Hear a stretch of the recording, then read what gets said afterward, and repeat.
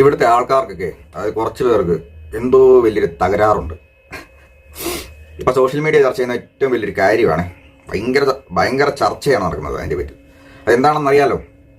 നിള നമ്പ്യാർ മുസ്ലിം ആയിരുന്നു, അവരുടെ പേര് ആസ്യ എന്നായിരുന്നു. നമ്പ്യാർ എന്നൊരു പേര് ആനയ്ക്കൊക്കെ പേരിടുന്ന പോലെ പുള്ളിക്കാരി ഇട്ടതാണ് എന്ന് പറയുന്നു. നിള നമ്പ്യാർ ആരാണെന്ന് ചോദിച്ചാൽ അവരെ കാണുന്നവർക്ക് മാത്രമേ അവരെ അറിയത്തുള്ളൂ. അവരൊരു മലയാളി പോൺ സ്റ്റാറാണ് എന്നുള്ള രീതിയിലാണ് എനിക്ക് മനസ്സിലായത്. അപ്പോൾ അങ്ങനെയാണ് കാര്യങ്ങളുടെ കിടപ്പ്. ഇപ്പോൾ ആൾക്കാർക്ക് ഏറ്റവും വലിയ വിഷമം എന്താണെന്ന് വെച്ചാൽ അവർ നമ്പ്യാർ എന്ന് പറഞ്ഞ പേര് ഉപയോഗിച്ചു, ഹിന്ദു പേര് സ്വീകരിച്ചു, അവർ മുസ്ലിം ആയിരുന്നു, അവർ കമ്മ്യൂണിറ്റിയിൽ നിന്ന് പുറത്താക്കിയതാണ്. അങ്ങനെ ഭയങ്കര സംഭവങ്ങളാണ്. അവരിപ്പോൾ ആര് വേണേലും ആയിക്കോട്ടെ, മുസ്ലിം ആയിക്കോട്ടെ, ഹിന്ദു ആയിക്കോട്ടെ, അതിനിപ്പോൾ എന്താണ് പ്രശ്നം? അവർ മുസ്ലിം പേരിൽ തന്നെയാണ് അവർ ഈ പരിപാടി നടത്തിക്കൊണ്ടിരുന്നതെങ്കിൽ, ഈ ന്യൂഡ് ഫോട്ടോഷൂട്ടുകൾ അല്ലെങ്കിൽ അങ്ങനത്തെ കാര്യങ്ങൾ ചെയ്തുകൊണ്ടിരുന്നതെങ്കിൽ എന്താണ് ഭയങ്കര പ്രശ്നമായേനോ? ചിലപ്പം ഇവന്മാർ സുഡാപ്പികളെല്ലാം കൂടി പോയി പുള്ളിക്കാരിനെ ചിലപ്പോൾ ആക്രമിച്ചേനെ. അങ്ങനെയാണെങ്കിൽ പ്രിയപ്പെട്ട ഹിന്ദുക്കളെ, നിങ്ങൾ അഭിമാനിക്കൂ. നമ്മുടെ മതം ഏറ്റവും കൂടുതൽ സ്വാതന്ത്ര്യം നൽകുന്ന നല്ലൊരു മതമാണ്.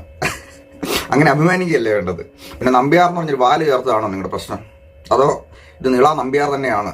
ആ കാര്യം ഇത്രയും കാലം ഞാൻ അറിയാൻ വൈകിപ്പോയല്ലോ എൻ്റെ കുഞ്ഞെ, എന്തുകൊണ്ട് എന്നോട് നേരത്തെ പറഞ്ഞില്ല എന്നുള്ള ഒരു ചിന്താഗതിയിലെ നമ്പ്യാറുടെ വീഡിയോ കണ്ടിട്ടുള്ള ആൾക്കാർക്ക് അവർക്ക് പെട്ടെന്നൊരു അഭിമാനക്ഷതം ഉണ്ടായോ?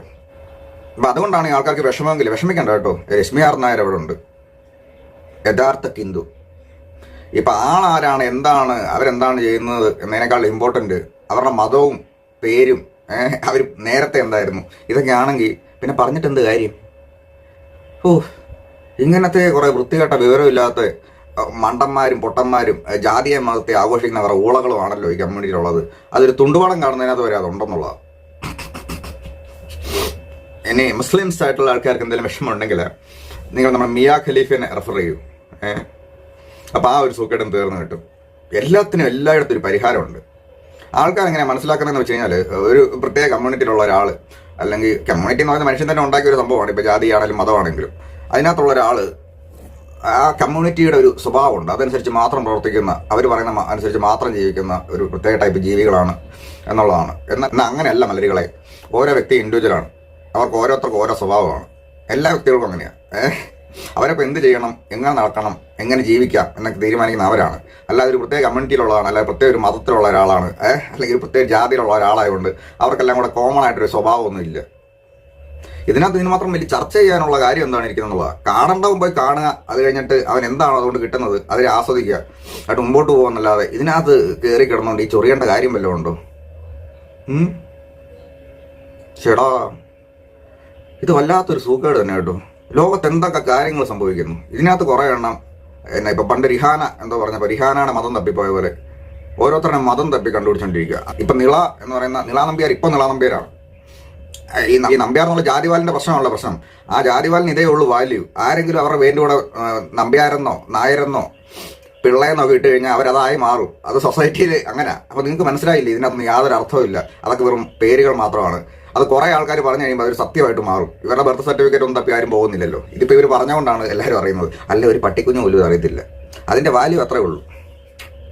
അതാണ് ഫാക്റ്റ്. ചേടാ, ഇവന്മാർ ഒരു കാര്യം ഭയങ്കരമാണ് കേട്ടോ. ഇതിനകത്ത് എന്താണ് ഇവരുടെ പ്രശ്നം എന്ന് എനിക്ക് മനസ്സിലാകാത്തത്. നിങ്ങളൊരു കാര്യം ചെയ്യും, ഇൻ്റർവ്യൂ കണ്ടില്ല, ഈ നിള എന്ന് പറയുന്ന ഈ സ്ത്രീയുടെ ഇൻ്റർവ്യൂ നിങ്ങൾ കണ്ടില്ല എന്ന് കരുതി അവർ നമ്പ്യാരാണെന്ന് തന്നെ കരുതി ജീവിക്കുക. അല്ലെങ്കിൽ ഇനി അവർ ആശയാണെന്ന് വിചാരിച്ച് എന്താ പറയുക ഫോട്ടോഷൂട്ട് കാണുക. എങ്ങനെയാണേലും പോയിരുന്ന് കണ്ടോ, അതല്ലേ ചെയ്യാനുള്ളൂ. ചുമ്മാ ആവശ്യമില്ലാത്ത കുറച്ച് വിവാദങ്ങൾ ഉണ്ടാക്കി എന്തൊക്കെയോ കാണിക്കുക. ലോകത്ത് വേറെ എന്തൊക്കെ കാര്യങ്ങൾ നടക്കുന്നു അതൊന്നും അറിയണ്ട. ഇവിടെ കുറയട്ടെ ഇതിൻ്റെ പുറകെ. ശരിക്കും ഇതൊരു ഭ്രാന്താലയമാണ്, ഭ്രാന്താലയം. വട്ടം കൊടാപ്പികൾ. വികാരം മുറിഞ്ഞുപോയി വികാരം. പിന്നെ എൻ്റെ പേര് പെണ്ണ്, അത് കണ്ടപ്പോഴത്തേക്കും പുരുഷ കേസരികളുടെ വികാരം വ്രണപ്പെട്ടു ആ പാട്ട് കേട്ടപ്പോഴേ. എല്ലാ കാര്യത്തിലും ഇങ്ങനത്തെ ചില പ്രശ്നങ്ങൾ ഈ മലയാളികളുണ്ട്. ഏതാണ്ട് സംഗീതം, ശുദ്ധ സംഗീതം, ജ്യോതിലക്ഷ്മി നിക്കറിട്ട് പാടി, ഇപ്പം എൻ്റെ പേര് പെണ്ണ് പാടി, നിള നമ്പ്യാർ, ഇതെല്ലാം ഒരു പ്രശ്നമാണ്. എന്തൊക്കെയോ ഇല്ലാത്തൊരു കൾച്ചറുണ്ട്. വലിയ എന്തോ സംഭവമാണ് ഞങ്ങൾ എന്നുള്ള രീതിയിൽ വരുത്തി തീർക്കാനുള്ള ഭയങ്കര ഒരു ശ്രമം നടക്കുന്നു. അത് മിക്കവാറും ആരാ ഇത് ഉണ്ടാക്കുന്നതറിയാം. ഇപ്പം നിള നമ്പ്യാരുടെ കേസ് കൊടുത്തോണ്ട് നടക്കുന്ന ആരാണെന്ന് ഇപ്പം പ്രത്യേകിച്ച് പറയേണ്ട കാര്യമില്ല. അത് നമ്മുടെ സംഘപുത്രന്മാർക്കായിരിക്കും ഇതിനകത്ത് ഏറ്റവും കൂടുതൽ ഇൻട്രസ്റ്റ്. വേറെ ആർക്കും അത്ര ഇൻട്രസ്റ്റ് ഇല്ല. ഇവന്മാരാണ് ഇതിൻ്റെ കാര്യങ്ങളൊക്കെ ഡീൽ ചെയ്യുന്നത്. ജാതി, മതം, വർഗീയത, ഇങ്ങനത്തെ കാര്യങ്ങളൊക്കെ എവിടെ വന്നാലും അതിനെ ഏറ്റെടുത്ത് പിടിക്കുന്നത് സുരേഷ് ഗോപിയുടെ ടീംസാണ്. അപ്പം അങ്ങനെയല്ല പറയാൻ പറ്റുള്ളൂ.